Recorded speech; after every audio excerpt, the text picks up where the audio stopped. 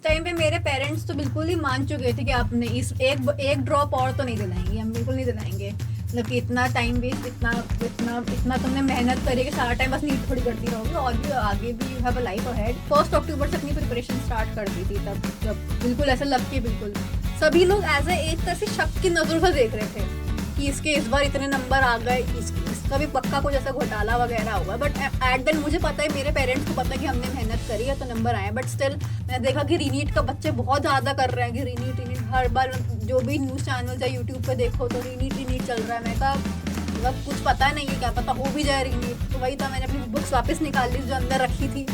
मेरे mummy papa भी बोला था कि चलो पढ़ना स्टार्ट कर दो, पेन वगैरह सारे ले लिए जो फेंके थे वापस रजिस्टर्स निकाल लिए, नोट्स वगैरह वापस पढ़ने स्टार्ट। अभी हम लोग हंस रहे हैं बट वो बहुत गंदा टाइम, बहुत ही गंदा टाइम। जब जजमेंट आ गया तो खुशी तो बहुत हुई यार, बहुत ही खुशी। में कहा चलो हाश भाई अब नीट नहीं देना, अब तो सीधा काउंसलिंग में बैठेंगे, राउंड 1 में कॉलेज जो अलॉट होगा सीधा नेक्स्ट डे रिपोर्ट करके पहुंच जाएंगे। तो जब रिपोर्टिंग फाइनली करी और मैम सी के स्टैचू के आगे फ़ोटो खिंचाई तो जो खुशी थी तो वो दैट वाज अनकम्पेरेबल। मतलब मैं और मम्मी पापा तो मतलब ऐसे इतने बहुत खुश हो गए, चलो अब तो मैम सी पक्का ही है, अब तो मैम सी में बस जाएंगे, कॉलेज लाइफ एंजॉय करेंगे, पढ़ाई करेंगे अच्छे से।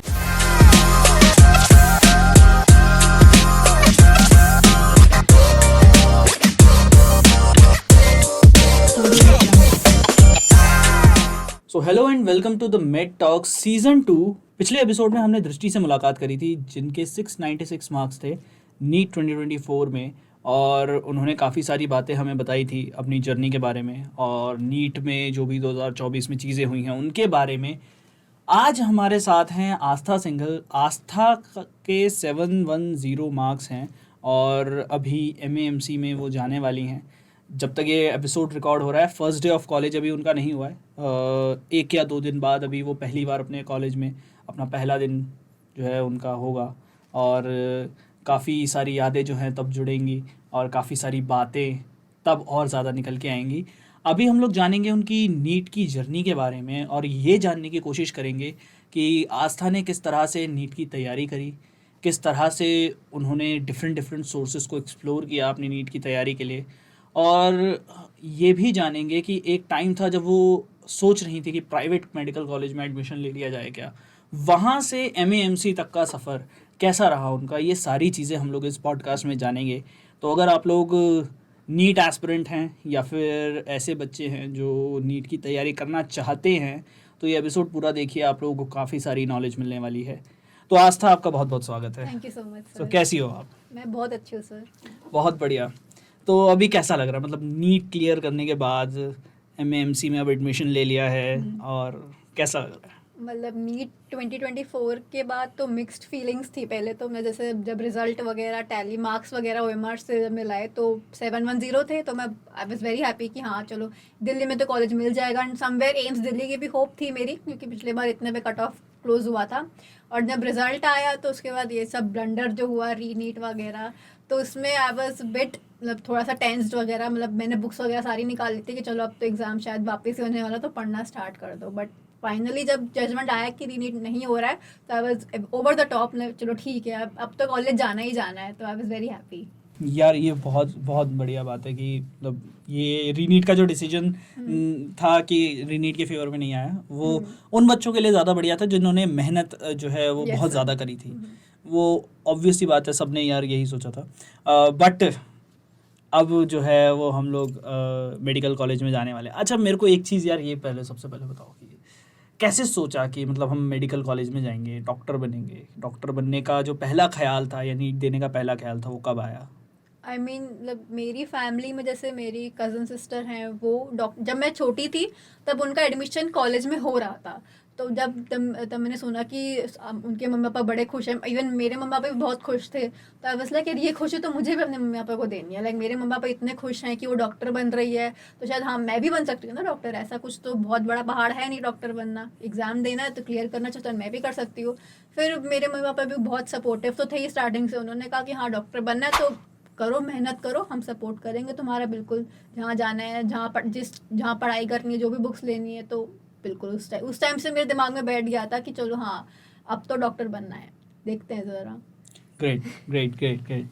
तो नीट की जर्नी कहाँ से शुरू हुई? मतलब आपने 11वीं से ही तैयारी शुरू कर दी थी? हाँ, मोटा मोटा वैसे 10th से भी थोड़ा थोड़ा पढ़ना स्टार्ट कर दिया था। जब 10th से? मतलब थोड़ा थोड़ा सा, ऐसे नहीं कि बिल्कुल ही एकदम नीट के 11 12 की किताबें ही पकड़ के बैठ गए। मतलब थोड़ा थोड़ा कि अच्छा हाँ, अब जो भी 10th में पढ़ाया जा रहा है उससे रिलेटेड चैप्टर जो 11th में है, थोड़ा थोड़ा सा पढ़ना स्टार्ट कर दिया था। लेकिन जब 11th में कोविड आया तो अक्टूबर नवंबर तक तो मैं बहुत ही अच्छे से पढ़ती थी। लेकिन फिर जब उसके बाद थोड़े थोड़े मार्क्स कम आने हो गए, तो कम आने स्टार्ट हो गए, तो मैं थोड़ा सा डिसअपॉइंट भी हो गई थी और मेरी पढ़ाई भी थोड़ी कम हो गई थी। तब उस टाइम पे मेरा जो फोकस था, जिस रिगर से मैं 10th तक पढ़ती थी, क्योंकि 10th तक मुझे लगता था कि हाँ, अगर मैं इसी उससे पढ़ती रही तो मैं 11 12th या मैं 12th के साथ ही निकाल लूँगी। बट 11th में कोविड आया, और कोविड में भी जैसे मेरा फोकस वगैरह इतना था नहीं, मतलब अक्टूबर और 11th मिड 11th के बाद। अच्छा, 11th में जब तुम्हारे 10वीं के एग्ज़ाम हुए तो कोविड 2020 आया था या फिर मतलब जब 11th मेरी 11th स्टार्ट ही नहीं हुई थी, जब लॉकडाउन अप्रैल से मतलब कि लॉकडाउन, जो 10th क्लास में एग्ज़ाम हो रहे थे, बोर्ड के बोर्ड एग्ज़ाम, के, उसी में ही कोविड आ मतलब गया? उसकी न्यूज़ वगैरह स्टार्ट आनी हो गई थी, जब मेरे एग्जाम खत्म हुए तभी फर्स्ट लॉकडाउन स्टार्ट लगा था। आई थिंक 12th वालों के तो उस साल कुछ एग्ज़ाम्स भी छूट गए थे। हाँ हाँ हाँ, उनके हम्म। एग्जाम्स में। तो तब कोविड आया, तब आपने फिर तैयारी जो है वो हमारी पॉज पे चली गई थी। मतलब पहले पहले तो बहुत ही अच्छे से तैयारी करी, क्योंकि पहले पहले एकदम नई नई 11th थी, तो चैप्टर्स भी इतने मुश्किल नहीं थे, तो मुझे लगा हाँ चलो ठीक है, पहले तो स्टार्ट पूरा अच्छे से पढ़ेंगे, पूरा अच्छे से। फिर जब वही थोड़े मुश्किल मुश्किल चैप्टर्स आने स्टार्ट हुए और मेरी थोड़ी सी हवा भी टाइट होने लग गई कि ये तो मुझसे हो भी नहीं रहे, और बाकी के बच्चों को देखा, कह रहे बार उनके तो इतने बढ़िया नंबर आ रहे हैं, वो उनका भी तो कोविड चल ही रहा है, मैं क्यों नहीं कर पा रही हूँ।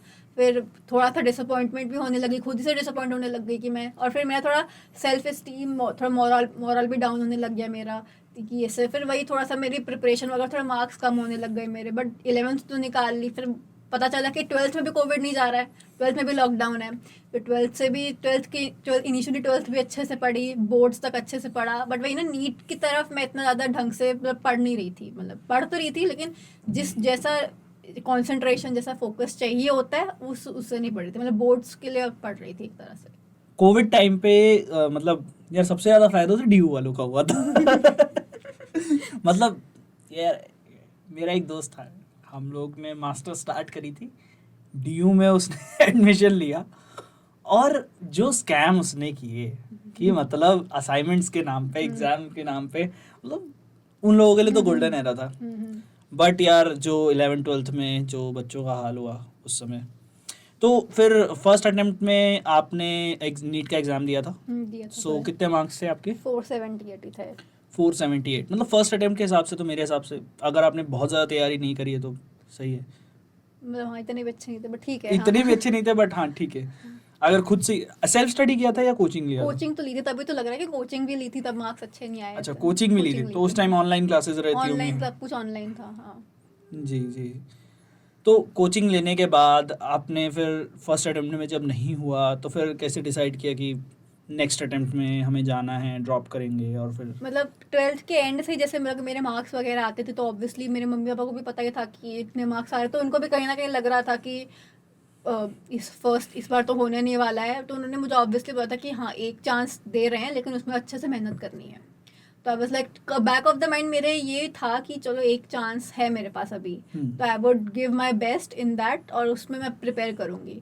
फिर जब मैंने उसके लिए प्रिपेयर करा, तो उसके बाद फिर मैंने अगेन, क्योंकि उस टाइम के बाद कोविड चला गया था, 2022 के एंड में कोविड एंड हो गया था, तो फिर उसके बाद से मैंने प्रिपेयर करना स्टार्ट कर दिया था वापस से। फर्स्ट अटेम्प्ट के बाद सेकेंड अटेम्प्ट में कितने मार्क्स थे? सेकेंड अटेम्प्ट में तो 607 मार्क्स थे मेरे। 607, और कट ऑफ क्या था उस साल?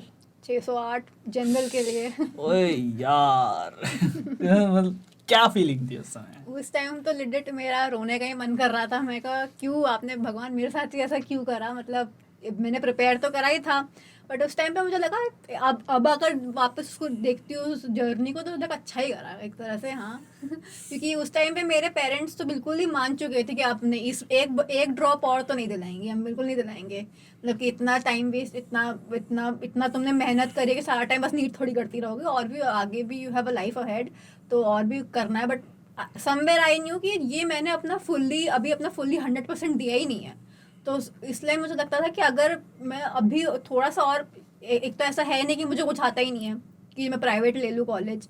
तो मैंने 607 स्कोर करा तो ऑब्वियसली कुछ ना कुछ तो मुझे आता ही है। 60% सिलेबस तो मुझे आता ही है, बस हाँ वो कुछ 40% मुझे वापस पढ़ना होगा, दोबारा याद करना होगा, तो मैं क्लियर कर लूँगी कट ऑफ और मेरा कॉलेज में हो जाएगा। फिर वही था कि जब पेरेंट्स से मैंने डिस्कस करा कि नहीं मुझे एक्चुअली में पढ़ना है, तो दे ऑल्सो सेड कि इस बार लास्ट है, इसके बाद हम नहीं मानेंगे, चाहे तो कुछ कर ले, हम नहीं मानने वाले, और इस बार लेना है तो टॉप कॉलेज लेना है। ये नहीं है कोई भी ऐसे कॉलेज लेके बैठे, टॉप दिल्ली एम्स लो या फिर मौलाना आजाद लेना है, ये वाला बिल्कुल तो कॉलेज ले लिया फिर तो मौलाना हाँ, आजाद। ले लिया। तो हैवी वाली पार्टी ली फिर पेरेंट्स से कि नहीं ली? हाँ बिल्कुल दी। मतलब पूरा वेकेशन चाहिए इस पे तो। हाँ, पूरा पार्टी रखी मम्मी पापा ने पूरे ऐसे। Great great great. तो यार 607 मार्क्स के बाद जब एंड ऑफ द काउंसलिंग तक आप बैठे थे बिल्कुल शायद, हाँ जी हाँ बिल्कुल। एंड ऑफ द काउंसलिंग पे बैठने के बाद जब कॉलेज नहीं मिला और उसके बाद फिर हमें दोबारा से प्रिपेयर करना था, तब क्या स्ट्रैटेजी लगाई? ऑलमोस्ट यही टाइम चल रहा था आई हाँ गेस बिल्कुल सेम। मैंने मुझे याद है मैंने 1 अक्टूबर से अपनी प्रिपरेशन स्टार्ट कर दी थी, तब बिल्कुल ऐसा लग के बिल्कुल, क्योंकि तब मैंने सोचा था कि अच्छा मैंने सबसे पहले तो अपना ये लिस्ट बनाई कि हर सब्जेक्ट फिजिक्स केमिस्ट्री बायो में, कि फिजिक्स में मेरे कौन से टॉपिक स्ट्रॉन्ग है, केमिस्ट्री में कौन से टॉपिक स्ट्रॉन्ग है, बायो में कौन से टॉपिक स्ट्रॉन्ग है। फिर अब जब मुझे पता चला कि अच्छा ये टॉपिक मेरे आते हैं, तो मैंने ये नहीं कि मैं स्टार्टिंग से उनको हर एक लाइन उनकी वापस पढ़े जा रही कि मैं जिस टाइम पे थी ऑलमोस्ट सबका 11th आधी हो चुकी थी, और मैंने बिल्कुल स्टार्टिंग से स्टार्ट करना, तो मैंने कहा नहीं ये जो चैप्टर्स है ये मुझे आते हैं, ये मैं साथ के साथ ही कवर करूँगी। अभी जो मेरा करंटली मेरी जो कोचिंग में जो चैप्टर चल रहा है मैं उस पर फोकस करूँगी, और जो बाकी जो पीछे का छूट गया है वो मैं साथ के साथ अपने घर जाके प्रिपेयर करूँगी। मतलब ये नहीं है कि क्योंकि मेरा मेन था कि मुझे बैकलॉग नहीं बनाना है, बैकलॉग बनाऊंगी तो वो कवर कभी होगा नहीं, और जो मुझे आता है वो भी मेरा छूट जाएगा, इसलिए ये था। ये बहुत अच्छी बात है, मतलब कि इस बारे में मैंने एक वीडियो बनाया है आपके नाम से, मैंने आपको बताया भी था कि ये जो आप लोगों की स्ट्रैटेजी थी कि अक्टूबर से जो आपने पढ़ाई शुरू करी, उसके बाद आप लोगों ने डिसाइड किया कि यार स्ट्रॉन्ग टॉपिक्स को अपने आइडेंटिफाई करना। लोग पहले वीक टॉपिक्स को आइडेंटिफाई करने की कोशिश करते हैं, आप लोगों ने स्ट्रॉन्ग टॉपिक्स को आइडेंटिफाई करके फिर उन पर टाइम वेस्ट हाँ ना किया जाए, और थोड़ा कॉन्फिडेंस है उन टॉपिक्स पे, और उन टॉपिक्स को पहले कॉन्क्रीट कर लिया आप लोगों ने कि ये टॉपिक आता है और इस टॉपिक को मैं थोड़ा मतलब एंड में भी पढ़ के जाऊंगा, उसके 10-15 क्वेश्चन प्रैक्टिस कर लूंगी इस कॉन्सेप्ट के, तो ये मुझे याद आ जाएगा और मैं पेपर में भी करके आ जाऊंगी इस टॉपिक से। बहुत बढ़िया बहुत बढ़िया। कुछ टॉपिक्स के नाम बताओगे किस तरीके, कौन कौन से वैसे टॉपिक्स है, अगर आपके हिसाब से कौन से ऐसे टॉपिक्स हैं जो होते हैं और नॉट जनरली स्टूडेंट्स के प्रिपेयर्ड होते हैं? मतलब जैसे बायो में तो ह्यूमन फिजियोलॉजी सबकी प्रिपेयर्ड होती है, मतलब अच्छा टॉपिक्स है। और फिर केमिस्ट्री में जो फिजिकल में तो जो फर्स्ट का जो पहले चैप्टर्स होते हैं वो भी अच्छे होते हैं। ऑर्गेनिक भी 11th और 12th की मतलब अगर ढंग से पढ़ो तो आसान ही है, मतलब ऐसा नहीं कि ऑर्गेनिक बहुत बड़ा हुआ है कि होती ही नहीं है। हाँ इनऑर्गेनिक में थोड़ा रटाफिकेशन है, इनऑर्गेनिक थोड़ी मुश्किल मतलब मुश्किल भी क्या रटना पड़ता, ऑर्डर्स वगैरह मुश्किल होता है, बट हाँ उसको भी ये है कि एंड के लिए मत छोड़ना बिल्कुल भी, साथ के साथ थोड़ा थोड़ा हर चैप्टर एक चैप्टर करते ही रहना, बस ये है। और फिजिक्स में भी फर्स्ट 11th मतलब 11th का first half is easy, 12th का भी लास्ट मॉडर्न फिजिक्स आसान है, सेमीकंडक्टर्स आसान है, और 12th का भी फर्स्ट हाफ बहुत मुश्किल नहीं है, प्रैक्टिस करोगे तो हो जाएगा। ग्रेट। अच्छा, एक नीट एस्पिरेंट को जब वो फिजिक्स पढ़ते हैं, क्योंकि आपके पास बायोलॉजी के अलावा मैथ्स भी थी क्या? नहीं, सिर्फ बायोलॉजी। सो फिजिक्स और केमिस्ट्री में फिजिकल केमिस्ट्री, एक फिजिक्स और फिजिकल केमिस्ट्री जब हम पढ़ते हैं तो क्या ऐसा महसूस होता है कि यार कुछ मैथमेटिकल टूल्स जो है हमें पहले पढ़ लेने चाहिए, जब पढ़ लेते हैं उसके बाद पता लगता है, तो क्या कुछ ऐसे मैथमेटिकल टूल्स हैं जो हमें पढ़ लेने चाहिए थे जिसकी वजह से थोड़ा आसानी रहती? क्योंकि जिन बच्चों के पास मैथमेटिक्स होती है उनके पास थोड़ा एक प्लस पॉइंट रहता है कि उन्हें ट्रिग्नोमेट्री आती है, उन्हें मतलब इन्वर्स ट्रिग्नोमेट्री भी आती है, मैट्रिक्स डिटर्मिनेंट्स वगैरह सब आता है। मतलब ये सब यार नीट में तो आता ही नहीं है ना। फर्स्ट ऑफ ऑल जो भी फिजिक्स का जो बेसिक मैथ्स जो फिजिक्स में यूज होती है वो यूजुअली पढ़ाई ही जाती है, तुम किसी भी टीचर से पढ़ो वो पढ़ाते ही हैं, मतलब उनको पता होता है कि जितनी वो इनफैक्ट थोड़ा जो नेसेसरी होता है उससे हल्का से ज्यादा ही पढ़ाते हैं कि बाई चांस ये आ गया, मतलब इनिशियली जो बेसिक मैथमेटिक्स का मैथमेटिक्स पढ़ाते पूरा टॉपिक होता है वो पूरा पढ़ाया जाता है आप लोगों पढ़ना, को। वो इनफैक्ट काफ़ी बच्चे स्किप कर देते हैं ये सोच कर ये तो 10th में पढ़ाई था, ये तो 10th में पढ़ाई था वो, बट आई वुड से कि स्किप मत करो। उसके भी जो क्वेश्चन है, जो डीपीपी वगैरह मिलती है, जो क्वेश्चन बैंक्स मिलते हैं, उसको अच्छे से सॉल्व करो, उसको भी एज अ चैप्टर ही लेके चलो। क्योंकि बाद में मैंने भी, जब बाद में मैं अपने ड्रॉप ईयर में प्रिपेयर करती थी, तो मैंने भी सोचा था, क्योंकि कभी कभार होता था कि मैं उसको वापस देखती थी जाके, क्योंकि मैंने एक बार ढंग से अगर नहीं पढ़ा था तो मैं वापस देखती थी जाके कि अच्छा ये आइडेंटिटी यहाँ यूज़ हुई है, ट्रिगो की ये आइडेंटिटी यूज़ हुई है, तो मुझे को वापस देखना है ये। बढ़िया, तो उससे मैं रेफरेंस ले लेती थी। बढ़िया बढ़िया बढ़िया।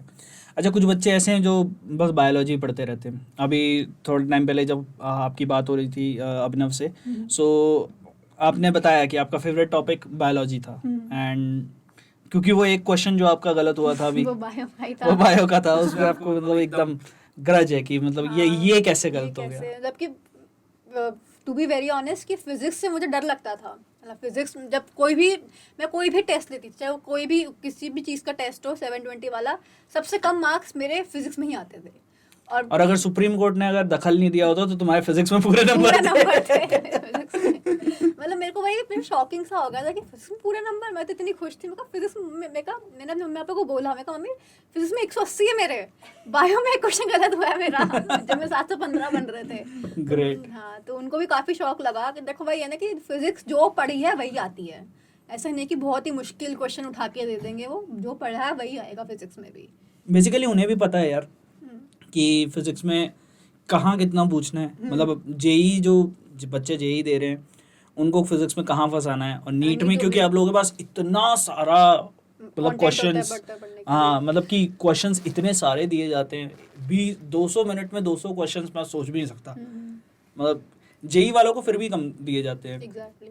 तो वही है कि उतना टाइम में अगर आप क्वेश्चन का लेवल भी उतना ज़्यादा बढ़ा दोगे तो फिर कहाँ से बच्चा करेगा। वही। अच्छा, एक चीज़ हम लोग मैं एक बारे में ये बात करना चाहता हूँ यार कि रिजल्ट आया इस बार, ठीक है, आपका 3rd अटेम्प्ट था, यस सर, ठीक है, और 4 तारीख को रिजल्ट आता है एंड सारी तरफ हो हल्ला हो रहा है कि रिजल्ट आ गया, रिजल्ट आ गया, रिजल्ट आ गया, एंड देन रात को 12 बजे के बाद सारी चीज़ें बदल जाती हैं। यस सर, कि रिजल्ट आया है बट ये आया नहीं है, और ये कैसे आ गया है, किस तरह का रिजल्ट है ये। तो उस टाइम पे क्या आप लोग सोच रहे थे, मतलब आपके पेरेंट्स, आप क्या सोच रहे थे कि मतलब नीट की डिमांड हो रही है, रिजल्ट दोबारा डिक्लेयर करने की डिमांड हो रही है, कुछ अनफेयर मीन्स के बारे में काफ़ी सारी बातचीत हो रही थी, तो क्या आपके मतलब दिमाग में चल रहा था, एंड पेरेंट्स के साथ क्या कॉन्वर्सेशंस थी उस टाइम? उस टाइम पे इनिशियली तो मतलब मेरे पेरेंट्स और बोला है कि ये साल ही क्यों हो रहा है, ये बैच इतना मनहूस बैच है क्या ये 2024 वाला, कि क्या हो रहा है इस बार। क्योंकि मतलब वही था ना कि सभी लोग एज ए एक तरह से शक की नज़र से देख रहे थे कि इसके इस बार इतने नंबर आ गए, इसका भी पक्का कुछ ऐसा घोटाला वगैरह हुआ है। बट एट देन मुझे पता है, मेरे पेरेंट्स को पता है कि हमने मेहनत करी है तो नंबर आए, बट स्टिल उन्होंने मेरे को एक बार तो ये बोल दिया। दिक्कत सबसे बड़ी यही है यार कि मतलब जिन्होंने घोटाला करना था उन्होंने किया, ठीक है कोई बात नहीं, पर जिन बच्चों ने मेहनत करी, यस सर, अब सवाल उन पे उठ रहा है। यस सर, हाँ। अब मैं कैसे कह दूं कि अगर आस्था ने इतने टाइम तक इतने सारे क्वेश्चंस प्रैक्टिस किए, इतनी सारी टेस्ट सीरीज दी, इतना सब कुछ किया, उसके बाद फिर कि नहीं भैया आस्था ने तो चीटिंग करी। कैसे चीटिंग करी भाई? जाके देखो तो सही उसके उस टाइम पे मार्क्स कितने आ रहे हैं, जो कोचिंग के टेस्ट में थोड़ी चीटिंग करके जा रहे हैं हम। वही कि वो सारी चीज़ें हैं, और सबसे ज़्यादा प्रॉब्लमेटिक यही चीज़ थी कि हमें खुद नहीं समझ आ रहा था हम रीनीट के लिए स्टैंड लें कि ना लें। मतलब मैं तो नहीं लेना चाहती थी ऑब्वियसली, क्योंकि मुझे पता मैंने तो मैं तो बस 5th मई के लिए प्रिपेयर करा था कि 5 मई को मेरा नीट का एग्जाम है, उसके बाद तो मेरे मजे ही मजे हैं। मैंने लिजिट यही सोचा था, मैं कहा बस 5 मई तक पढ़ ले, उसके बाद तो मजे ही करने। क्या किया 5 मई के बाद फिर? मतलब 5 मई के बाद हाँ, इनिशियली 1 मंथ तो पूरा ऐसे मजे करे, एकदम ऐसे पूरा फोन चलाया। चलो थोड़ा मजे को ना थोड़ा और ज्यादा एलैबोरेट करते हैं, किस तरह के मजे किए? मतलब क्या, एक तो हमारा होता ही है कि अगर कोई चीज़ हमको रोक के रखती है काफ़ी टाइम तक, हमें एग्जामिनेशन वगैरह देना है, तो उसके बाद हम पूरे खुल जाते हैं कि अब तो मतलब मज़े इतने ही करने, नानी के यहाँ जाना है, यहाँ जाना है, जहाँ भी जाना है। तो किस तरह के मज़े आपने किए कि मतलब वेब सीरीज ख़त्म कर दी एक दिन में, या ऐसा कुछ? 12-12 घंटे सोना। ओए होए होए, क्योंकि मुझे याद है मैं अपनी परम सुख। एग्जैक्टली, बिल्कुल सही, क्योंकि नीट के टाइम पे मुझे आते मैं 4:30-5 बजे उठती थी, तो 11-12 बजे सोती थी, तो मुश्किल 4-5 घंटे की नींद होती थी। लास्ट के 2 महीने में तो यही टाइम टेबल बन गया था कि 11 बजे सोना है, 4:30-5 बजे उठना है। मम्मी पापा में सो के आके उठा ही देता था कि उठ जाओ भाई, पढ़ लो। पढ़ने वाले बच्चे उठ जाते हैं अब तक। नहीं करो यार, ये मैं पेरेंट्स को बता रहा हूँ, नहीं करो, प्लीज मत करो यार। मतलब अगर लिटरली सोने दो यार थोड़ा। बट भाई अच्छी बात है, वो अच्छे के लिए बोलते हैं कि पढ़ लो, क्योंकि मैं तो मतलब मेरा तो सही ये था है। कि मैं सुबह उठ के ही पढ़ पाती हूँ अच्छे से, तो मैंने खुद ही बोल रखा था कि आप मुझे उठा ही देना, या तो पानी फेंक दो मेरे मुंह पे, कुछ कर दो, बस उठा देना, क्योंकि वरना मैं पूरे दिन मेरा ऐसे रहेगा, सुबह नहीं उठ पाई यार, तब तो सुबह यार नहीं फिर उठ तुम्हारे पाई। साथ सही हुआ। हाँ। अगर मतलब कोई बोल दे कि पानी फेंकना है, तब तो फिर तो अच्छा, आपके जो सिबलिंग्स हैं मेनली, अगर वो कभी जल्दी उठ गए, और वो उसने देख लिया कि दीदी सो रही है, फिर वो बोलता था कि ये कैसे हो गया कि दीदी सो रही है यार, मैं उठ गया उससे पहले। सिर्फ बोलता था या सीधा बाल्टी लाके डाल देता था? सीधा बाल्टी लाकर डाल देता था। मतलब मम्मी से डलवाता था कि भाई मैंने तो नहीं करा, मम्मी ने करा है, मम्मी से जाके पूछ। ये बहुत बढ़िया है। मतलब कई बार होता है ना कि आप अपने आप बता देते हो कि यार मुझे उठा देना, और फिर उसके बाद उठो, और फिर छोटे भाई ने देख लिया या छोटी भाई बहन ने देख लिया, तब तो आपको उठना ही उठना पड़ेगा। ही पड़ता था कि हाँ, कि वो बोलते कि मैं भी तो स्कूल जा ही रहा हूँ ना, मैं भी तो काम कर रहा हूँ, तू क्यों सो रही है अभी तक। अच्छा, और क्या किया उसके बाद? उसके बाद भाई मूवीज देखी, बुक्स पढ़ी अपनी, फिर यूट्यूब। कौन सी किताबों में इंटरेस्ट था आपको? वैसे मैं नॉन फिक्शन वगैरह ज़्यादा पढ़ती थी, जैसे थ्रिलर हो गया, मिस्ट्री हो गया, ऐसे। वो मुझे स्टार्टिंग से बहुत शौक था। हैरी पॉटर का मुझे बहुत शौक था, मैं हैरी पॉटर की सारी मूवीज़ फिर से बिंज वॉच करी एकदम अच्छे से, पूरा पॉटर हेड वाली फील्स फिर से आई मुझे देखने में। मैं कहा अच्छा, वो थोड़ा ऐसे चाइल्डहुड रिलीफ करा। फिर बहुत सारी मूवीज़ देखी जो मेरे को देखनी थी। फिर नानी के यहाँ गई, ऑब्वियसली घूमा फिरा सबके साथ, मज़े आए, मासी वगैरह के घर गई, फिर वापस आए। फिर जब मैं वापस आई तब तो रीनिट के पंगे स्टार्ट हो ही गए थे। बढ़िया, तब तक आए तब तक रीनीट के पंगे स्टार्ट हो गए थे। पर तब तक वो 1 महीना तो हमने एंजॉय किया, Enjoy करा। क्योंकि उसके बाद तो हेल हो गई थी लाइफ। मतलब लिटरली का 3 बार रिजल्ट आया। हाँ, 4 बार एक तरह से, मतलब एक तो सेंटर वाइज रिजल्ट था, 3 बार तो वैसे रिजल्ट आया, एक सेंटर वाइज रिजल्ट आया था। मेल वेल लिखा है एनटीए को तुमने? कुछ नहीं कह सकते एनटीए के बारे में तो भाई। बढ़िया बढ़िया बढ़िया। अच्छा, 3 बार जब रिजल्ट आया, एक बार तुम्हारे 710 मार्क्स आए स्टार्टिंग में, देन उसके बाद बढ़ के 715 हो गए। 515, उसके बाद अल्टीमेट हैप्पीनेस में कहा इस बार तो एम्स दिल्ली पक्का, इस बार एम्स दिल्ली पक्का। 715 पे तो मैं कहा हाँ एम्स दिल्ली मिल जाएगा इस बार, तो आई वाज वेरी हैप्पी। मतलब मेरे पेरेंट्स भी खुश थे कि चलो एम्स दिल्ली मिल जाएगा, तो अच्छा ही हुआ, उन्होंने चैलेंज एक्सेप्ट करा। फिर जब वापस से कोर्ट वोट के पंगे हुए, 710 में वापस आ जाओ अपनी इस चेयर पे ही, 710 ही है फिर से। मैं कहा चलो ठीक है। फिर उसके बाद क्योंकि रैंक का पता चल गया था ना, क्योंकि 715 में भी आई थिंक मेरी 358 या 360 कुछ रैंक थी, तो मैंने कहा चलो इस पर भी मैम सी ही मिलेगा। लेकिन जब 710 हुआ तो 325 हो गई रैंक, तो लाइक इस पर भी मैम सी ही था, तो मैंने लिखा ही मैम सी था मेरी किस्मत में। तो कोई नहीं यार, जो मिला है बढ़िया है बढ़िया हमारे है, लिए। बहुत बढ़िया है।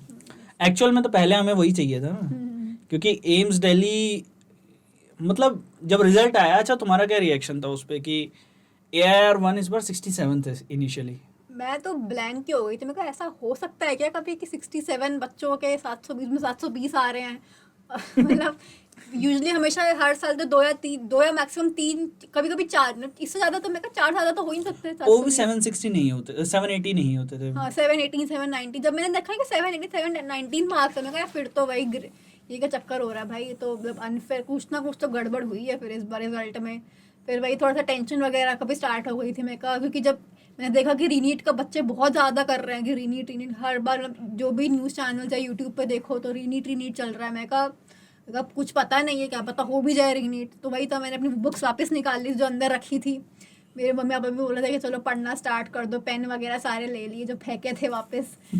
रजिस्टर्स निकाल लिए, नोट्स अरे वगैरह वापस यार, पढ़ने स्टार्ट। अभी हम लोग हंस रहे हैं बट वो बहुत गंदा टाइम बहुत था, गंदा टाइम बहुत ही गंदा टाइम। कैसे स्टूडेंट्स को बोलते हैं हम लोग कि यार नहीं यार पढ़ लो। मतलब मुझे भी कई स्टूडेंट्स कॉल करते थे उस टाइम पे कि सर क्या चल रहा है, सब लोग रीनीट को सपोर्ट कर रहे हैं, वापस पढ़ना पड़ेगा क्या? मैं कि यार देख लो यार, किताबें निकाल लो थोड़ी बहुत ही। क्योंकि मैं हर बार नो रीनीट वाले बच्चे तो मुझे जब भी मैं देखती थी तो कम ही दिखते थे। कहते नहीं हमें तो एक चांस और मिल रहा है, हम तो और अच्छा करेंगे। मैं कहा फिर मैं अपना सोच रही थी, मैं कहा जिस फिगर से मैंने पहले पढ़ा था, अब जो 2 महीने का लैग आ गया है, अब मैं कैसे पढ़ूंगी वापस से। जो जितने डिसिप्लिन मेरे पे पहले था, अब तो वो सारा खत्म हो चुका है एक तरह से, क्योंकि मुझे वापस ही पढ़ना पड़ेगा सब कुछ स्टार्टिंग से। जो हाँ थोड़ा बहुत याद है, लेकिन बस इनने कि सब कुछ रटा हुआ है एकदम से। एक तो होता है कि चलो भाई आज एग्जाम दिया, कल वापस एग्जाम है, वो अलग बात है भाई, 2 महीने बाद फिर से एग्जाम देना है, उसका एक अलग माइंडसेट के लिए मैं उस टाइम प्रिपेयर नहीं थी कि मुझे वापस एग्जाम देना। तो कहीं ना कहीं तो आई वाज होपिंग कि भगवान मत ही कराओ रीनीट, मुझे नहीं देना तो जब वापस। फाइनल जजमेंट आया, जब 5 मार्क्स का जो नुकसान हुआ, उसके बाद थोड़ा रिलैक्स आया कि यार सिर्फ 5 मार्क्स गए, अब छोड़ो, अब रीनीट नहीं देना। वही बस मेरा ये था कि क्योंकि मुझे याद है मैं, मम्मी पापा, हम तीनों, हम अपनी भाई सांस हो रुक के बैठे थे कि भाई जज साहब आप प्लीज रीनीट मत देना प्लीज। ऑलमोस्ट मतलब मैं तो पूरी जजमेंट सुन रहा था। हाँ सेम। सो एक दिन पहले जो संजय हेगड़े सर ने बोला था, वो पूरा बोला था ऐसा कि अब रीनीट होके रहेगा। हाँ यस सर, उन्होंने भाई, क्योंकि मैं उनका उनका एक्चुअली उनकी साइड काफ़ी स्ट्रांग थी, मतलब वो बिल्कुल हर एक पॉइंट जो कर रहा था कि अच्छा हाँ ये पॉइंट आगे रखा है, जो भी पॉइंट थे उन्होंने कोई भी मिस नहीं करा था। मुझे लग रहा था, मैंने कहा पता नहीं है कुछ भी हो सकता है, फेवर उनकी जजमेंट में भी आ सकता है, क्योंकि सर उनकी सारी बातें सुन रहे थे और एग्री भी कर रहे थे। फिर जब देखा कि चलो ठीक है, फिर भाई जब जब जजमेंट डिले होता गया, डेट्स पे डेट्स आती रही, तब और ज़्यादा दिल होने लग गया कि यार इतना डिले कर रहे हैं, पता नहीं कब तक आएगा रिजल्ट, कुछ पता ही नहीं है। फिर तब थोड़ा थोड़ा पढ़ना तो स्टार्ट कर ही दिया था। प्लस काउंसलिंग भी काउंसलिंग का भी delay कोई हो रही आता पता थी। नहीं था। हाँ सही सही सही सही सही। बट फाइनली कुछ चीज़ें जो है वो अच्छी हुई कि Yes, मतलब sir. अब रिलैक्स है। तो अभी आप, अब जो बच्चे स्टार्ट कर रहे हैं अपनी प्रिपरेशन को, उनको कोई एडवाइस देना चाहोगे कि अभी इसे स्टार्ट करना चाहते हैं अक्टूबर से?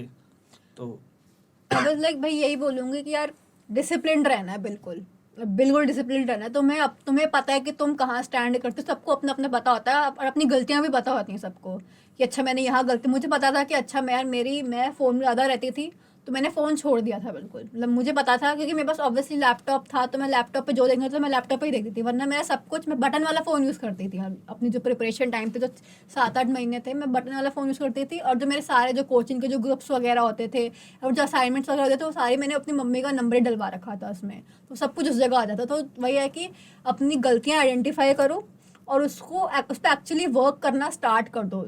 क्योंकि ये अगर ये सोचो कि अच्छा नहीं इस पर तो मैं बाद में काम करूंगा, अभी तो मैं पढ़ लेता हूँ या फिर अभी पढ़ लेती हूँ, इस पे बाद में काम करूंगा, तो वो टाइम कभी आएगा ही नहीं। और टेस्ट वगैरह सारे दो, दैट्स द मेन पॉइंट। आपने टेस्ट देना कब से शुरू किया था? जब से मेरा आई थिंक 1 अक्टूबर से मेरा सेशन स्टार्ट था, और 14 या 15 अक्टूबर को मेरा पहला टेस्ट था कोचिंग में। वाह और सही। उस टाइम पे हाँ, और तो वही था कि पहले मुझे लग रहा था, मैंने मम्मी पापा को बोल दिया कि मम्मी पापा मैंने तो पढ़ा तो है नहीं, तो मैं छोड़ दूँ क्या टेस्ट। मम्मी ने कहा नहीं, कोई टेस्ट नहीं छोड़ना, चाहे मम्मी का नंबर कितने भी कम आए टेस्ट नहीं छोड़ना है। ये बहुत ही अच्छा पॉइंट था जो मेरे पेरेंट्स ने मुझे बताया था कि टेस्ट कोई भी नहीं छोड़ना, चाहे जितना भी नंबर कम आए टेस्ट दो, क्योंकि वो जो फियर है ना फिर वो बढ़ता ही जाएगा कि अगर एक टेस्ट नहीं दे तो फिर अगली बार भी तुम अच्छे से प्रिपेयर नहीं करोगे, तो वो टेस्ट फिर तुम अगली बार भी टेस्ट छोड़ते जाओगे। मतलब टेस्ट तो देना ही है कि आपको चाहे गड्ढे में गिरो, बट टेस्ट दे के आओ, एटलीस्ट पता तो चले कि आप पता तो चले। हाँ कितना गड्ढे में गिर रहे हो। एग्जैक्टली बिल्कुल। सही सही। तो आपने कौन कौन सी टेस्ट सीरीज ज्वाइन करी थी? एक तो नीट प्रेप की क्लासरूम टेस्ट सीरीज ज्वाइन करी थी आपने, और एक तो जो मैं एलन के जो नॉर्मल क्लासरूम में तो टेस्ट सीरीज चलते थे वो तो थे, बस एक नीट प्रेप की ही टेस्ट सीरीज ज्वाइन करी थी। नीट प्रेप की टेस्ट सीरीज ज्वाइन करी थी। सो उसमें क्या था, मतलब आपको एक सेंटर पे जाना पड़ता था? हाँ जी, जनक जैसे मेरा जो एलन का जो सेंटर था उसके बिल्कुल साथ में ही था नीट प्रेप का सेंटर, तो ऐसा नहीं था कि मेरा ट्रैवलिंग में कोई टाइम वेस्ट होता था, तो मैं वहीं पे मैं सेंटर पे टेस्ट देने जाती थी, बिल्कुल OMR पेपर, पेन पेपर मोड में मैं टेस्ट देती थी, और वही बिल्कुल एज अ बिल्कुल उसी माइंडसेट से बैठते थे कि नीट का एग्ज़ाम हो रहा है भाई, नीट के एग्ज़ाम में वही बिल्कुल अपने माइंड को फोकस्ड रख के बिल्कुल, तो उसी माइंडसेट से पेपर देती थी फिर अपना। तो मतलब आपकी जब बात हुई थी कपिल सर से, तो आपने बताया था कि वहाँ पर कई बार ऐसा होता था कि कुछ नंबर ऊपर नीचे हो जाए, तो ऐसा होता था कि यार ये तो पेपर टफ थोड़ा बनाते ही है, थोड़ा घुमा के बनाते ही है। हाँ मुझे क्योंकि नीट प्रेप के मैं टेस्ट देती थी तो वही होता था कि थोड़ा पेपर तो टफ, मतलब थोड़ा सा घुमा के तो क्वेश्चन देंगे ही वो। बायो में तो होता ही था, केमिस्ट्री फिजिक्स में भी कभी कभी ऑल्टरनेट हो जाता था कि कभी फिजिक्स से टफ आ रहा था, केमिस्ट्री मॉडरेट, और बायो का तो था ही थोड़ा 100 में से 85 to 90 क्वेश्चन तो आसान होंगे, 10 क्वेश्चन थोड़े घुमाने वाले होंगे, तो उसी माइंड से जाती थी कि पेपर ऐसा नहीं कि बहुत ही हलवा पेपर आएगा कि मेरे भाई 720 आ जाएंगे नंबर, तो उसी माइंड से जाती थी और उसी के लिए प्रिपेयर करके जाती थी। आई गेस अगर हलवा पेपर आता तो नीट में दिक्कत हो जाती है हमें, है ना? एग्जैक्टली बिल्कुल सर। मेरे हिसाब से शर्मा सर को थोड़ा क्रेडिट दिया जा सकता है यहाँ बिल्कुल सर, पर। Fully credit. हम्बल रखते थे वो, बिल्कुल ग्राउंडेड रखते थे नीट में। यहाँ पर थोड़ा शर्मा सर को हम पिच करेंगे कि वो हमारे पॉडकास्ट पे आए, ताकि हम लोग उनके साथ डिस्कस कर सके कि किस तरह से वो पेपर बनाते हैं कि बच्चे आके बोलते कि शर्मा सर थोड़ा टफ था, देख लेना अगली बार। यार वो एक एक क्वेश्चन खुद बनाते हैं। हाँ बिल्कुल शर्मा सर, बढ़िया बढ़िया बढ़िया। तो नीट प्रेप की टेस्ट सीरीज आपने ज्वाइन करी, उसके बाद कैसे आपको उसने हेल्प किया इन योर प्रिपरेशन, कि कुछ मार्क्स में जो इंक्रीमेंट था टेस्ट सीरीज के बाद कैसे वो हुआ? मतलब आई वुड से कि जैसे नीट प्रेप के टेस्ट के साथ मुझे उनका क्वेश्चन बैंक भी मिला हुआ था, तो वो एक अच्छा पॉइंट था मेरे लिए कि जैसे मुझे हर बार रहता था ना कि मैं और क्वेश्चंस कहाँ से प्रैक्टिस करूँ, तो ऑब्वियसली मैं वहाँ के रिकमेंडेड क्वेश्चंस जो होते थे पर चैप्टर अच्छा, आपने टारगेट बैच भी लिया हुआ था क्या? मतलब उन्होंने साथ में ही दिया हुआ था, जो जो उनको कोई प्लान वगैरह होगा टेस्ट सीरीज में? टेस्ट सीरीज में उनको तो उन्होंने अच्छा, तो आपने टारगेट बैच भी ज्वाइन किया हुआ हाँ, था? तो वो भी साथ में उनको मिला हुआ था। तो मेन तो बस ये था कि जब टेस्ट दे के आती थी तो आई थिंक उसके नेक्स्ट डे या विद इन 2 days रिजल्ट आ जाता था, 8 बजे के बाद रिजल्ट आता था, तो मैं टेस्ट चेक करती थी, फिर उसके या फिर उसके अगले दिन ही मैं उसको एनालाइज करती थी। मेरा बस यही था कि अगर जिस दिन रिजल्ट आता है या तो उस दिन या फिर नेक्स्ट डे उसको एनालाइज करना ही करना है, ताकि मेरा वो टेस्ट का भी वो ना छूटे। कि क्योंकि मैंने कहीं मेरे टीचर्स ने मुझे यही बोला था कि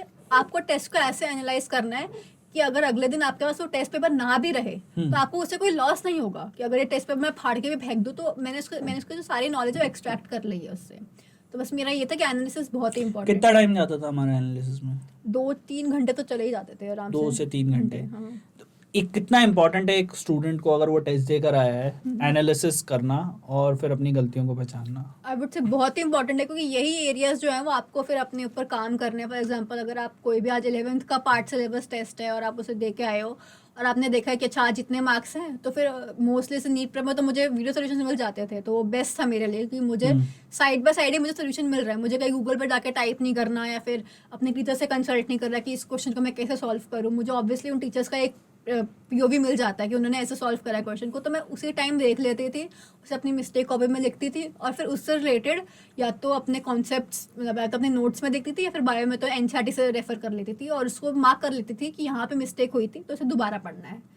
तो ये फिर जब फाइनल रिविजन में ये बहुत हेल्प करा है मुझे। सो अगर आप लोग नीट प्रेप की क्लासरूम टेस्ट सीरीज़ और टारगेट बैच अगर आप ज्वाइन करना चाहते हैं तो डिस्क्रिप्शन बॉक्स में एक लिंक दिया हुआ है, वहाँ जाकर आप लोग क्लिक कर सकते हैं। एक फॉर्म आएगा, फॉर्म में अपनी डिटेल्स फिल कीजिए। पहले जो 50 बच्चे होंगे उन्हें एक बढ़िया डिस्काउंट मिलेगा नीट प्रेप की, चाहे क्लासरूम टेस्ट सीरीज़ लेना चाहते हैं आप, चाहे टारगेट बैच लेना चाहते हैं, दोनों पे आपको बढ़िया डिस्काउंट मिलेगा पहले 50 बच्चों को। और अगर आप लोग इस फॉर्म के थ्रू हमको कांटेक्ट करते हैं तो बाकी के जो आगे आने वाले बच्चे हैं उनको भी काफ़ी बढ़िया डिस्काउंट मिलेगा। तो अगर आप नीट की तैयारी और ज़्यादा अपनी एनहांस करना चाहते हैं तो go for a target batch and a classroom test series. So आगे बढ़ते हैं यार। मिस्टेक नोटबुक की जो आपने एक बात कही है, यस सर। मतलब हम तो गलतियाँ छुपाते हैं ना यार, तो तुमने तो उसको पूरा लिख के रख लिया कि कहाँ कहाँ मैंने गलतियाँ करी थी। तो एक तो मुझे इसका प्रोसेस जानना है कि कैसे किया आपने। दूसरा मुझे ये बताइए कि टेस्ट के बाद जब आपकी गलतियाँ होती थी थोड़ा तो यार दुख होता था कि ये कैसे यार गलत हो गया, बट फिर उसके बाद उसको कट करके अपना, क्योंकि आपने बताया था कि आप कट करके रखते थे। यस सर, हाँ जी हाँ। कट करके उसको पेस्ट करना उस चीज़ को बार बार देखना, यस सर। कैसे वो प्रोसेस रहता था आपका? मतलब मैंने तो क्या करा था, मैंने एक कॉपी ली थी, कोई भी नॉर्मल एक अच्छी से अच्छे मोटी कॉपी ली थी और उसको 3 पार्ट में डिवाइड कर दिया था, एक फिजिक्स, एक केमिस्ट्री और एक बायो। मतलब ऑब्वियसली फिजिक्स केमिस्ट्री का पार्ट थोड़ा बड़ा रखा था, बायो का थोड़ा छोटा रखा था, क्योंकि फिजिक्स केमिस्ट्री में गलतियाँ ज़्यादा होती हैं। तो फिर उसके बाद मैंने मतलब स्टार्टिंग से ही जैसे जो भी टेस्ट होता था फर्स्टली उसकी डेट डालती थी और उस पर टेस्ट नंबर लेती थी कि ये आज ये नीट प्रेप का टेस्ट 1 है, तो इसमें फिर फिजिक्स में तो जो गलतियाँ होती थी तो उसको मैं कट आउट करके रख लेती थी और उसको विद पेस्ट कर देती थी ऑप्शंस के साथ ही, और जो डायग्राम वगैरह होता था उसको पेस्ट करके रख देती थी उसके साथ ही। और फिर ऐसे केमिस्ट्री में और बायो में तो यूजुअली कम ही गलतियाँ होती थी। बायो में तो मैं मतलब लिख लेती थी कि अच्छा ये वाला पॉइंट था, और बायो में ये चैप्टर में ये पार्ट में दिक्कत है, ये पार्ट याद नहीं है मुझे ढंग से, तो मैं वो लिख लेती थी। और फिर उसके बाद हाँ केमिस्ट्री साइड बाय साइड बस ये है कि मिस्टेक कॉपी को, और हाँ टेस्ट में आपने जैसे सेक्शन बी में होता है ना 15 क्वेश्चन आते हैं और उससे 10 अटेम्प्ट करने होते हैं, तो इन 5 क्वेश्चन को भी मैं दोबारा करती थी और उसको भी मिस्टेक कॉपी में लिखती थी। मतलब कि टेस्ट में जितने भी ऑप्शनल क्वेश्चंस आते थे आप ऑप्शनल क्वेश्चंस को टेस्ट के बाद परफॉर्म करते हाँ थे। उनको, और जैसे अगर लगता था कि अच्छा इन ऑप्शन में से अगर 5 में से 2 क्वेश्चन तो ठीक है, 3 क्वेश्चन गलत हो गए, तो उनको भी मिस्टेक कॉपी में लिख लेती थी। ग्रेट यार, आई थिंक ये चीज़ जो है वो सीखने लायक है और ज़्यादा, कि कुछ एक नई चीज़ है कि टेस्ट में कोई भी ऑप्शन नहीं देखना है आपको, कि टेस्ट ऑप्शन में तो हाँ। ऑप्शंस देख के नहीं चलना है, क्योंकि टेस्ट में अगर खुद को ऑप्शन दोगे तो शायद नीट में उतने ऑप्शंस नहीं मिलेंगे आपको। यस सर बिल्कुल। बढ़िया बढ़िया बढ़िया। तो मिस्टेक नोटबुक बनाई आपने, मिस्टेक नोटबुक से आपने स्टडी किया, देन उसके बाद आपने टारगेट बैच से भी स्टडी किया, क्लासरूम टेस्ट सीरीज आप दे रहे थे, एक जगह आप कोचिंग भी कर रहे थे, यस सर। एलन में आपने एलन में कोचिंग किया था। कोचिंग करी तो इतना सब अच्छा, सेकेंड और थर्ड ड्रॉप में भी आपका एलन का कोचिंग कंटिन्यू था? नहीं एलन की तो जो लास्ट थर्ड अटेम्प्ट था उसी में एलन की कोचिंग ली थी मैंने। अच्छा, थर्ड अटेम्प्ट में ही एलन की बस कोचिंग हाँ ली से थी। वही उनके जो तो लास्ट फर्स्ट अटेम्प्ट में क्या किया था फिर? मतलब फर्स्ट अटेम्प्ट में आकाश का जो था, मतलब 11 12 आकाश से करी थी मैंने। 11 12 आकाश से करी थी। ठीक ठीक ठीक ठीक। सो लास्ट में जाके आपने एलन से कोचिंग ली एंड देन उसके बाद target batch and classroom test series लिया था। सही सही सही। तो अप्रैल तक आते आते लास्ट के जो टेस्ट थे उसमें कितने मार्क्स आ रहे थे? उसमें भी मतलब बहुत ज़्यादा मार्क्स तो आ नहीं रहे थे, मतलब मेरे 650 660, मतलब कभी 670 भी टच हो जाते थे।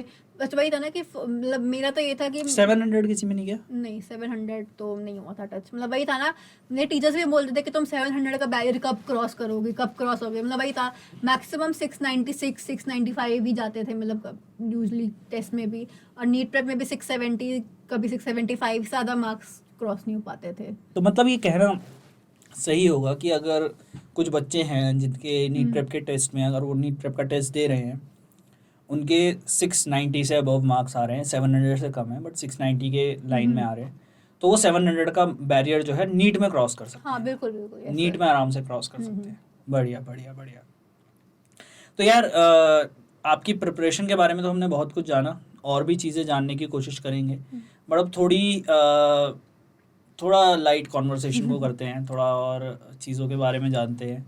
सो पेरेंट्स का कैसा सपोर्ट था आपको, और किस तरह से आपके पेरेंट्स ने आपकी प्रिपरेशन में आपकी हेल्प करी? मेरे पेरेंट्स को तो सर स्टार्टिंग से ही सपोर्ट रहा है, मतलब हर चीज़ में, चाहे वो कोई भी एकेडमिक हो नॉन एकेडमिक हो, हर चीज़ में उन्होंने मतलब मुझे ये बोला था कि कोई भी दिक्कत हो हमें आके बताओ, हम हेल्प करेंगे सोल्यूशन निकालने में। अब जैसे मैं बोलती, कभी कभार तो ऐसा होता था कि नीट प्रेप में मेरा नीट प्रेप में ये होता था कि अगर मेरे मार्क्स फॉर एग्जाम्पल एक बार 620 630 मेरे मार्क्स आए थे, मैं बहुत पढ़ के गई थी उस टेस्ट के लिए, मतलब आई वाज प्रीटी कॉन्फिडेंट कि आज बहुत पढ़ा है, इस टेस्ट के नंबर ठीक आएंगे।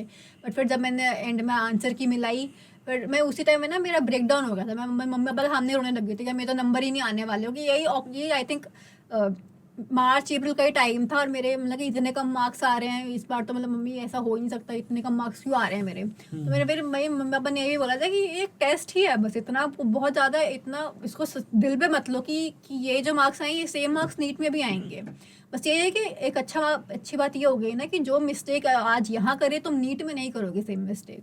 बस वो ये ना कि थोड़ा अपने आप को काम डाउन करो, मतलब बहुत ही हेल्प करा था मुझे, मतलब कैसे काम डाउन करने में। फिर वही बहुत थोड़ा चीयर अप भी करता था मम्मी पापा मुझे बहुत, कि चलो आज आइसक्रीम खिलाएंगे। मम्मा मेरा फेवरेट खाना बना देती थी उस दिन, मेरा क्या है आपका फेवरेट खाना? शाही पनीर बना देती थी मम्मा, पास्ता बना देती थी। सही है यार। या फिर उस दिन कम डांटती थी, बिल्कुल नहीं डांटती थी मम्मी मुझे, बिल्कुल भी नहीं डांटती थी। अच्छा थोड़ा लेट सोने सो जाओ, कोई बात क्या नहीं। ऐसी चीज है जो आपको सजा के तौर पे खाने को मिलती थी? सजा के तौर पे तो नहीं, मतलब ऐसे घिया तोरी मुझे पसंद नहीं है थोड़ा। मतलब जिस दिन 6:30 आए उस दिन किया तो रही है। हाँ सर बस यही है, मम्मा लोगों का यही है। सही है सही है सही। तुमने एक जहीर खान की कहानी सुनी है? Zaheer Khan Indian fast bowler थे वो। हाँ जी हाँ जी हाँ। हाँ जहीर खान। सो उनकी स्टोरी ये थी कि वो उनको डेजर्ट्स के लिए बहुत ज़्यादा क्रेविंग्स होती थी। सो जिस दिन मेडन ओवर निकाले, जिस दिन बढ़िया बढ़िया बॉलिंग करी, उस दिन चीज़ केक खाते थे। अरे बढ़िया। और जिस दिन खराब बॉलिंग करते थे, बहुत ज़्यादा पिटाई हो गई, उस दिन 2 चीज़ केक खाते थे। सो वैसा कुछ था क्या हमारा कि 2 आइसक्रीम खाएंगे आज। हाँ बस वही ना, आज थोड़ा- बहुत ज्यादा हाँ। रोना आ रहा है। मेरे पापा तो बोलते थे कि चलो गोलगप्पे ले आऊं क्या, मैं दही वाले गोलगप्पे ले आता हूँ अगर इसको भूख लग रही ओए है ओए ऐसे। यार, ये नाम मतलब यार ये सब चीजों के। खैर अभी नवरात्रि खत्म हो गई, खा सकते हैं यार। तो वही था मेरा, थोड़ा सा मैं रो रही हूँ तो मेरा, मैं बोलती हाँ ले आओ पापा, भूख लग रही है बहुत ज़्यादा, तो मैं खा लेती थी, फिर मैं वही फिर पढ़ने लग जाती थी। फिर उसके बाद ये था ना कि चलो ऐसा ऐसा ही नहीं है कि दिल पे लेके बैठ जाओ कि अब तो नंबर आएंगे, ये नंबर नहीं आएंगे, कोई बात नहीं, नंबर ये फाइनल नंबर नहीं है, बस ये है ना कि इसको एज अ मोटिवेशन लो, एज अ गुड फैक्टर लो कि चलो अगर नंबर कम आ रहे हैं तो कुछ रीज़न होगा। ये यार पेरेंट्स का ये बोलना बहुत ज्यादा मोटिवेशन देता है। लाइक आपके टीचर्स कोई कुछ भी बोलते रहे, हाँ, घर में तो पेरेंट्स ही होते घर हैं। में तो पेरेंट्स ही हैं। मतलब- और अगर आप मतलब पेरेंट्स अगर ये इतना बोल देते हैं तो बहुत है यार। वही है कि वो बोलते हैं ना कि बेटा हमें पता है कि तुम मेहनत कर रहे हो तो इट विल शो, मतलब मेहनत कभी वेस्ट नहीं जाती है। मतलब लिटरली अगर आप मेहनत कर रहे हो तो पेरेंट्स भी सपोर्ट कर देंगे। हाँ बिल्कुल सपोर्ट करते हाँ, वो अलग बात है कि आप मेहनत ही नहीं कर रहे हो, फिर उसके बाद अगर आप एक्सपेक्ट कर रहे हो कि नहीं यार पेरेंट्स सपोर्ट नहीं कर रहे, अरे क्यों करेंगे भाई। हैं, होता है सर। तो जब आप नॉन स्टडी टाइम में होते थे, नहीं पढ़ रहे हो आप उस समय, तो क्या कर रहे होते थे? मतलब क्या ऐसे शौक है आपको कि जिससे आप अपना माइंड रिलैक्स करते थे? मतलब मैं म्यूजिक सुन लेती थी, लेकिन वरना नॉन स्टडी टाइम में तो यूजली तो मैं अपनी मम्मा के साथ बैठ जाती थी। मम्मा बोलती थी आज कितने घंटे की पढ़ाई करी, तो मैं वो बता देती थी।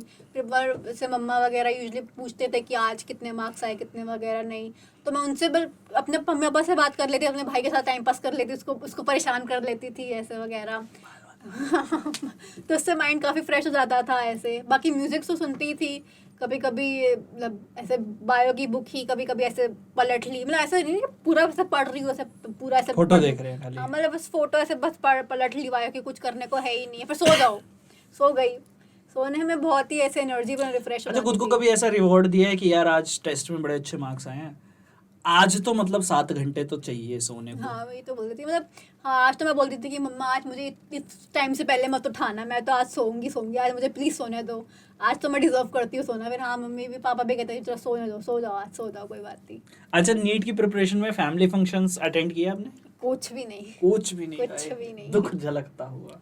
बिल्कुल भी नहीं, मतलब मैं कहीं नहीं जाती थी बाहर। मतलब जो भी होता था कि मतलब हाँ लोग भी बोलते थे कि अब तो, मतलब मुझे मम्मी पापा ने भी ऐसे बोला, मतलब ऐसे मम्मी पापा ने तो मुझे कभी ऐसा कुछ बोला ही नहीं कि होगा, बट स्टिल ना कुछ लोग ऐसे बोलते थे कि अच्छा हाँ अब कब होगा नीट, अब तो कितना टाइम हो गया, अब कब होगा नीट, बट स्टिल वही ना, वो बात थोड़ी थोड़ी तो पिंच करती थी, बट स्टिल मेरी मम्मी तो यही मुझे यही कहती थी कि आप बासु करके दिखा दे बस लोगों को, जैसे मुंह तोड़ जवाब दे दे अपने मार्क्स से, बिल्कुल ऐसा कि कोई कुछ कह ही ना पाए। फिर वही लगता था कि हाँ मम्मा तो सही कह रही हैं ऐसे। फिर बस वही था, एक ऐसे ये भी एक ऐसा मोटिवेशन मुझे सुनने को मिलता था कि अच्छा हाँ बस अपने मार्क्स से जवाब देना है अब सबको। बढ़िया बढ़िया बढ़िया। सो यही है कि एक चीज़ की मार्क्स से जवाब दो। वैसे जवाब दोगे तो शायद लोग आज देख सुनेंगे, कल भूल जाएंगे, मार्क्स याद रखेंगे लोग। सही है यार। और क्या आपका आपको पढ़ाई के अलावा और क्या क्या चीज़ें अच्छी लगती हैं? डांस बहुत अच्छा लगता है, मतलब ऐसा ऐसा मैं 6 years मतलब अगर हम देखें कि एमएमसी में आप जाने वाले हो, एमबीबीएस आप पढ़ने वाले हो, तो एमबीबीएस के अलावा और क्या क्या ऐसी एक्टिविटीज़ होंगी जिसमें हम देख सकते हैं कि आशा पार्टिसिपेट कर रही है? मतलब एमएमसी की तो एक हाँ डांस सोसाइटी वगैरह है, आई थिंक प्रोडिजी है, तो उसमें आप मुझे एज अ डांस परफॉर्मेंस करते हुए देख सकते हो कि ऑब्वियसली ऐसा मेरे कथक में मैंने 6 years आया है, मैंने कथक करा है प्रोफेशनली, तो मैं उसको कंटिन्यू करना चाहूँगी कॉलेज में भी। बढ़िया बढ़िया बढ़िया। सही सही सही सही। तो मतलब एक डांस हो गया और किताबें आपकी जो नॉन फिक्शन है। बुक्स वगैरह हो गई। बाकी सिंगिंग में थोड़ा थोड़ा वो आवाज़ अच्छी नहीं है मेरी। अरे नहीं यार, तुम लोग एक तो ना पॉडकास्ट में बोल मत दिया करो कि हम सिंगिंग करते हैं, फिर मैं गवा देता हूँ। सर मैं तो बोलती नहीं हूँ सर। मैं इंतजार में बैठा हूँ कोई बोल दे कि सर हमें सिंगिंग का शौक है, मैं गाओ फिर। सर आवाज़ ही निकलती सर। अरे नहीं यार। बढ़िया बढ़िया। मतलब ऐसा है ना कि अगर आपके अंदर कोई टैलेंट है, लोग ना स्टीरियोटाइप बहुत ज़्यादा कर देते हैं यार। अगर कोई आईआईटीएन है तो उसे बोल देंगे कि नहीं यार ये तो पढ़ते ही होंगे, सिर्फ किताबी कीड़े होंगे। जो मतलब एमबीबीएस के हैं उनके साथ तो और ज़्यादा हो जाता हाँ, है और ज़्यादा हो जाता कि है। ये तो बस मतलब अब तो इनकी ज़िंदगी ही ख़त्म हो गई है। नहीं। क्योंकि एमबीबीएस में तो और ज़्यादा पढ़ना पड़ेगा हाँ अभी आपको। पढ़ना तो है ही, बस वही है जैसे हमारे सीनियर्स ने भी हमें बोला है कि सिर्फ मतलब पढ़ना तो है ही, पढ़ना is a primary duty as a student जो तुम्हारी होनी चाहिए, बट साइड बाय साइड जो सोसाइटीज वगैरह हमने बनाई है तो उसमें पार्टिसिपेट करोगे तो तुम खुलोगे ही, और ऐसे तुम्हारी पर्सनालिटी डेवलप ही होगी। वो और तो तुम्हें खोल देंगे। हाँ वो तो खोल ना बाकी के पॉडकास्ट देखे मेडिकल स्टूडेंट्स के। और अच्छा, रैगिंग के बारे में कुछ आइडिया है तुमको? मतलब- मेडिकल कॉलेज की रैगिंग के बारे में? मतलब हाँ बहुत अच्छा, देखो अब तो होती ही नहीं है इतनी ज्यादा, मतलब मतलब ठीक है दोस्तों, अच्छा भाई मैं चलता हूँ। मतलब लड़कियों की तो नहीं होती है। नहीं, आस्था होती है। अभी पता चलेगा हमको। अभी आपको पता लगेगा। मतलब रैगिंग वो वैसी वाली रैगिंग नहीं होगी कि आपकी रैगिंग करी जा रही, कि मतलब मतलब थोड़ा सा परेशान intro- किया जा रहा है। हाँ, मतलब थोड़ा सा वैसे फ्रेंडली इंट्रो लेते हैं हाँ कि मतलब लिटरली तुम जो बोल रहे हो ना कि सोसाइटीज में जाके खोलोगे, हाँ। सोसाइटीज की जरूरत पड़ेगी नहीं। हाँ। तुम्हारे सीनियर्स तुमको वैसे ही खोल देंगे, हाँ, वो होते ही है हाँ। क्योंकि तुम एक ऐसे प्रोफेशन में जाने वाले हो जहाँ तुम तमाम तरह के लोगों से मिलोगे यस सर। और बहुत सारे लोग आएंगे आपके पास। तो उसके लिए एक मतलब स्टूडेंट को ऐसा नहीं, शर्मीला होगा तो फिर क्या ही करेगा यार। सही है, सही है। तो तुमने सच में रैगिंग के बारे में कुछ नहीं सुना अभी तक? अभी तो नहीं सर, अभी तो देखते हैं, होपफुली नहीं हो। मतलब जितनी स्टोरीज हमने सुनी है उसके हिसाब वो से तो तो एक्सपीरियंस से सुना होगा जरा अपने। हाँ, लोगों के एक्सपीरियंस से हाँ। जितनी स्टोरीज हमने सुनी है उसके हिसाब से तो लगता है कि अभी एक और पॉडकास्ट हो सकता है। मतलब रैगिंग पे पूरा एक सेकेंड ईयर में तुम्हारे। सेकंड ईयर में। बढ़िया। अच्छा आस्था, मुझे ये बताओ कि पेरेंट्स का सपोर्ट है, हम लोगों ने सारी चीज़ें वो कर ली हैं, बट कितना टफ होता है एक स्टूडेंट के लिए वो 2 या 3 साल की जो जर्नी है, यस सर। उसमें किसी रिश्तेदारों के पास नहीं जाना, इधर उधर मिलना नहीं है लोगों से, सिर्फ पढ़ाई करनी है। तो उस टाइम पे अपने आप को कैसे बांध के रखते थे कि मतलब टूटना नहीं है अभी तैयारी? कई बार ऐसा फेज तो आता ही है हमारी लाइफ में कि यार छोड़ दो यार, अब नहीं करना मेरे को। मतलब मेरा तो ये था कि मैं थोड़े जैसे टॉपर्स के इंटरव्यू मैं भी बहुत देखती थी, मतलब उनका भी सेम पॉइंट यही रहता था कि हम तो ऐसा, उन्होंने भी यही बोला था कि हम तो कहीं आते आते थे ही नहीं, हम तो एक कमरे में बंद हो जाते थे बिल्कुल। तो और ऊपर से फिर मैं जैसे मेरे जो पीयर्स वगैरह थे उनसे भी उनका भी मैं देखती थी, वो भी ये बोलते थे कि हमने तो आज इतने घंटे पढ़ाई करी है, इतने घंटे पढ़ाई करी है। फिर थोड़ा सा खुद को भी लगता था ऐसा फ्रेंडली कंपटीशन ही बस कि आज उन्होंने इतने घंटे पढ़ाई करी है। फिर वो बताते थे कि हमने आज ये चैप्टर्स कवर करे, इतने क्वेश्चंस प्रैक्टिस करे। तो खुद को भी अच्छा लगता था कि चलो ठीक है यार, इन्होंने इतना करा तो हम एटलीस्ट उनके बराबर तक तो करें, उनसे ऊपर करना तो थोड़ी दूर की बात, उनके बराबर तक तो करें। एक फ्रेंडली कंपटीशन होना इज़ वेरी इंपॉर्टेंट नीट में भी। मतलब कि अगर आपके पीयर्स भी आप सब एक दूसरे को सपोर्ट करके चल रहे हो तो आपको बेनिफिट ही करेगा वो लॉन्ग रन में। कॉलेज के लिए कोई प्लान्स बनाए हो तुमने कि कॉलेज जाके ये करना है, ये भी करना है, ये भी करना है, और पढ़ाई के अलावा? मतलब पढ़ाई के अलावा बस यही है कि बस डांस सोसाइटी में थोड़ा करना है, फिर अच्छे दोस्त बनाने हैं। मेरा तो बस ये है कि क्योंकि नीट के टाइम में तो बिल्कुल ही मेरा कट ऑफ हो गया था, बस 2-4 दोस्त जो कोचिंग में थे वो वही थे अच्छे, वो भी अच्छे थे। बस ये नहीं, अच्छे दोस्त बनाने हैं, थोड़ी अपने आप को एक्सप्लोर करना है, अपने आप को। मैं बहुत ही ना थोड़ा प्रोटेक्टेड वगैरह हूँ, मम्मी पापा ने स्टार्टिंग से काफ़ी प्रोटेक्टेड रखा है मुझे, तो थोड़ा खुलना है, थोड़ा इंडिपेंडेंट बनना है अपने उससे। थोड़ा एक्स्ट्रा क्लासेस लेनी है। Extra classes. थोड़ा एक्स्ट्रा क्लासेस जिसमें शाहरुख खान हो। थोड़ा एक्स्ट्रा क्लासेस जिसमें हम साकेत कभी चले जाएं, कभी कहीं चले जाएं। देखते हैं, वो तो ऐसे कॉलेज में पता चलेगा।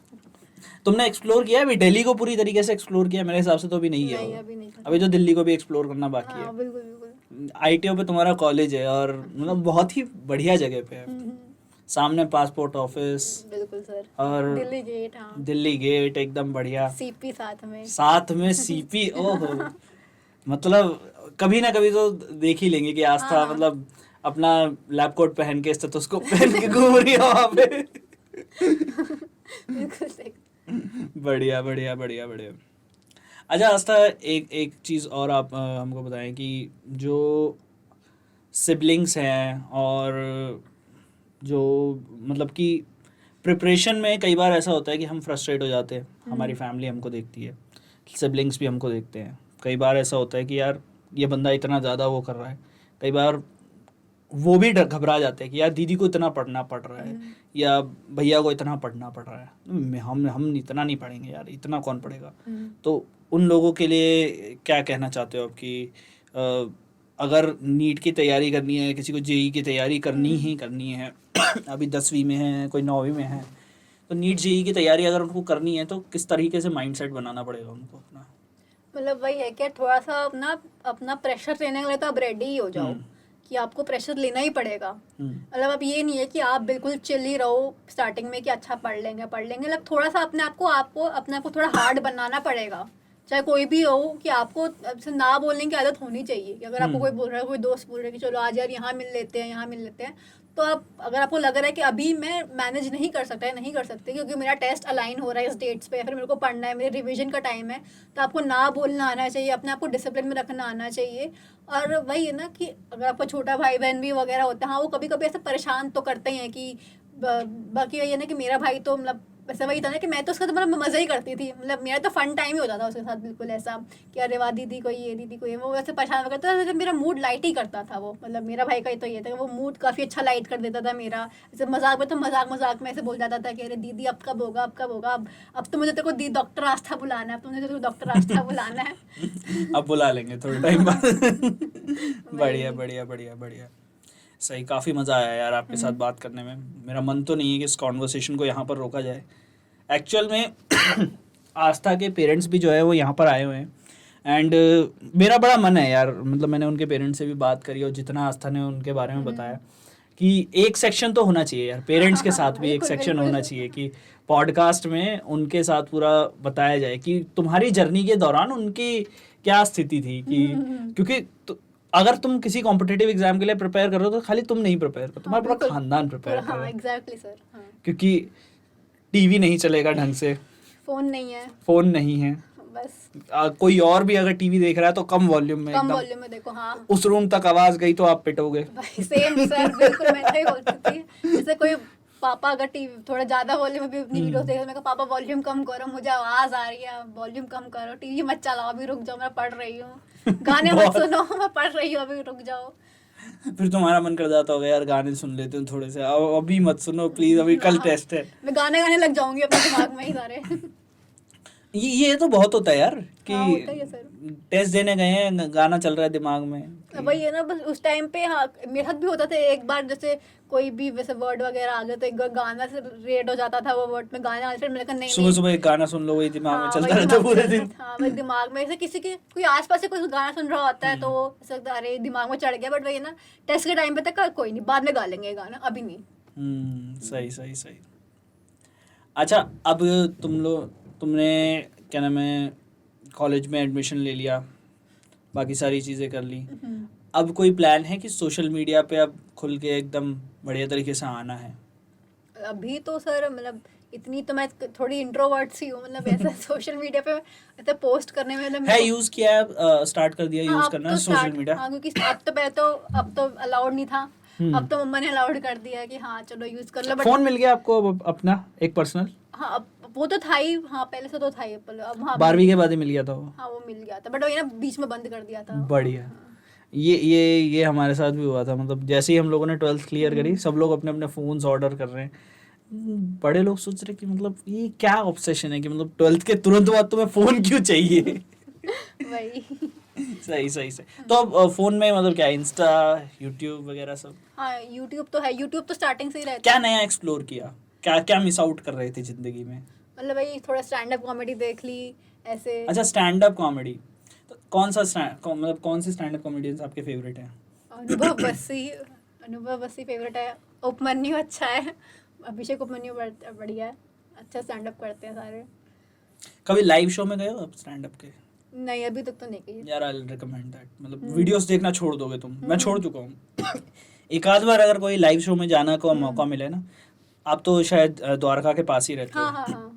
तो जाओ यार लाफ क्लब में, जाके एक बार थोड़ा एक्सप्लोर करो वहाँ पे, क्योंकि पता है क्या स्टैंड अप कॉमेडी में ना तब और ज़्यादा मज़ा आता है सामने से कोई बंदा वो कर रहा होता है। यस। तो स्टैंड अप के अलावा और क्या देखते थे आप? यूट्यूब पे बाकी मैं थोड़े से व्लॉग्स वगैरह, मतलब लाइफस्टाइल व्लॉग्स, या फिर मैं बुक्स के बारे में ही देख लेती थी, कभी मूवीज़ देख लेती थी, कभी शॉर्ट मूवीज़ होती हैं वो उनका भी देख शौक था, मतलब शॉर्ट फिल्म्स वगैरह हाँ यूट्यूब पे जो आती थी वगैरह। बाकी ट्रू क्राइम डॉक्यूमेंट्रीज मेरी फेवरेट थी काफ़ी। और भैया मतलब इतने सारे केसेस देखना कि क्या क्या हो रहा है दुनिया वो में। एडिक्टिव है, काफी बहुत ज्यादा addictive एडिक्टिव है, है। हाँ, true किसने crime। किसको कैसे मारा, हाँ क्या बिल्कुल। हुआ वहां पे, उसके बाद पुलिस ने क्या किया। हाँ मैं सीआईडी, तारक मैं मेहता, ओजी अरे, शोज सारे। ये तो ओजी है, पूरा बिल्कुल ओजी है, बढ़िया ओजी, हाँ। बढ़िया। तो मतलब कि पूरी जितनी कसर रह गई थी हमारी, हाँ। हमने सारी कंप्लीट करी है, उसमें ज़्यादा वो नहीं रहा कि अब कसर रह गई हो। अच्छा, कॉलेज में एडमिशन मिलने के बाद कैसी, एक नीट क्लियर कर लिया, क्योंकि इस साल तो बहुत ज़्यादा वो चीज़ें हुई हैं, तो जब एकदम फाइनल जजमेंट आ गया और जब आपने एक एडमिशन ले लिया, दो टाइम पे क्या फीलिंग थी?